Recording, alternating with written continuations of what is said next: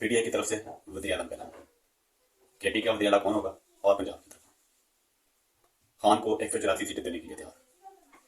11 lakh vote लेकर 17 नशस्तें हासिल करने वाले 28 लाख वोट लेकर एक नशस्त भी नहीं जीत पाए। मैं हूं वहीद अमान, अब हमारा यूट्यूब चैनल और फेसबुक पेज देखें। अस्सलाम वालेकुम। हलवा बांटा जा रहा है और सबको तकसीम किया जा रहा है।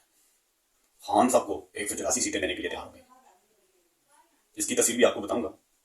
अब जो ये जो इज्तिमाई शादियां करवाई जा रही हैं, ये काफी देर चलने वाली हैं। सबको इकट्ठा किया जा रहा है, सूरत बड़ी गंभीर है। खान साहब को 184 सीटें देने के लिए तैयार हो गए हैं, लेकिन खान साहब एक कदम भी पीछे हटने के लिए तैयार नहीं। वो खान साहब को कह रहे हैं कि आप 184 सीटें ले लें और हमारी बात मान लें, लेकिन खान साहब ने कहा मैंने गेम वहीं से शुरू करनी है जहां से मैंने स्टॉप की थी। खान साहब ने कहा माफिया, करप्शन, निजाम, बदमानी जितना भी है, मैंने इनके खिलाफ जहाद का इरादा कर लिया है और अवाम मेरे साथ खड़ी है। इसका रिजल्ट आपने 8 फरवरी को देख लिया।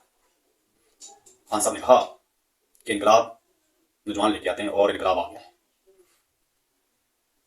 इस वक्त जो तुर्की के अंदर आप देख रहे हैं, वो भी देखें 52 के साथ के बाद वो जो उनके अंदर तब्दीली आई थी। खान साहब ने कहा मेरी 28 साल जदोजहद रंग आई है।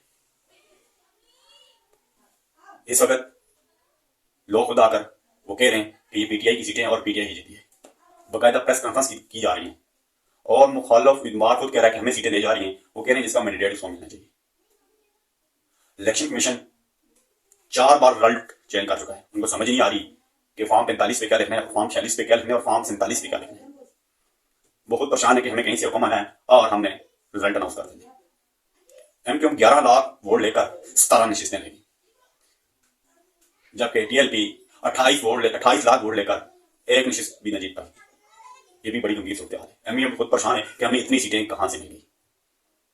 बहरहाल खान ने कहा आप मायूस ना हो, उम्मीद रखें, ये चाहे जो मर्जी कर लें, लेकिन मेरे साथ मुकाबला नहीं कर सकते।